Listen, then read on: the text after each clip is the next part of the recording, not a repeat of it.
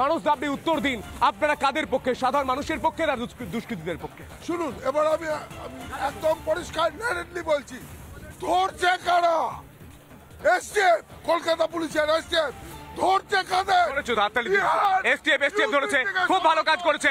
এ রাজ্যে এসে ভিন রাজ্য থেকে জঙ্গি ধরে অন্য রাজ্যের পুলিশ, আপনারা তখন হাততালি দিতে ভরে যান, কিন্তু আমি হাততালি দিচ্ছি, ভালো কাজ করেছে এসটিএফ। কিন্তু আমার প্রশ্নটা এটা নয়, আমার প্রশ্ন এত বোমাগুলি এ রাজ্যে, এত দুষ্কৃতি, এত জঙ্গি এ রাজ্যে কেন আসছে? এ রাজ্যে কেন আসছে? কি মধু আছে? আমি সাধারণ মানুষের সঙ্গে কথা বলার চেষ্টা করি, দাদা কি বলবেন যদি এখানে বোমা ফাটে? বোমা এসে জিজ্ঞাসা করবে কেউ তৃণমূল করে না বিজেপি করে, আপনার নাম কি, কোন অফিসে কাজ করে? ফাটলে সবাই মরবে। এরা যে মানে ভোটার কার্ড থেকে, আইডেন্টি কার্ড থেকে সব তৈরি করে দেওয়া হয় শুধু গদিটা রক্ষা করার জন্য। তবে আমাকে ভোট দাও, আমি তোমাকে সব কিছু তৈরি করে দেবো, তারপর তোমাকে ছেড়ে দেবো মার্কেটে। তাই তো হচ্ছে, তাই তো হচ্ছে, তাই হচ্ছে। হ্যাঁ, এটা শুনুন, আমাদের এসটিএফ গিয়ে বিহার থেকে বেআইনি অস্ত্রের ভান্ডার উদ্ধার করেছে। বিহার থেকে, বিহার কে চালাচ্ছে? বিহার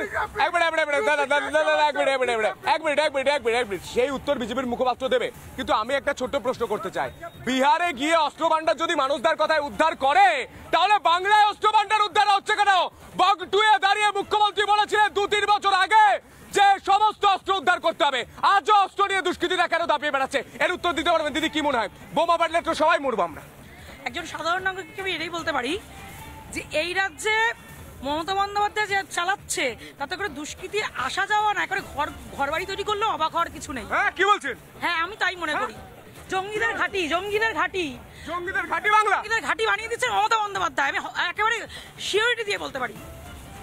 কি বলছেন? এনারা বলছেন সব থেকে সুরক্ষিত। ওনারা কি বলছেন? ওনাদের কথার দায়িত্ব আমি নিচ্ছি, আমি আমার কথার দায়িত্ব নিচ্ছি। উনি একটা জঙ্গি সংগঠন করে তুলবেন আর কদিন বাদে। কিসের জন্য করছে এটা? কিসের জন্য করছে? উনি তো ওনার মুসলিম ভোট ব্যাংক কাজ করছে, মুসলিম ভোট চাই, ভোট ব্যাংক, আর কোনো হিসাব নেই। ভোট ব্যাংকের জন্য মমতা বন্দ্যোপাধ্যায় এটা করছে। মানুষ আজ প্রশ্ন তুলছে, আমি শোনাবো মমতা বন্দ্যোপাধ্যায় বগটুয়ে দাঁড়িয়ে ঠিক কি বলেছিলেন, শুনবো। আর সমস্ত জায়গায় সারা বাংলায় তল্লাশি চালাও, যেখানে বোমা আছে, যেখানে যন্ত্রপাতি আছে, সব উদ্ধার করতে হবে। এবং পুলিশ যে অ্যাক্টিভলি কাজ করবে তাকে সালাম জানাবে, আর যে অ্যাক্টিভলি কাজ করবে না, এনজয় করে বেড়াবে, তাকে পুলিশে চাকরি করার প্রয়োজন নেই। খুব স্ট্রংলি করতে হবে।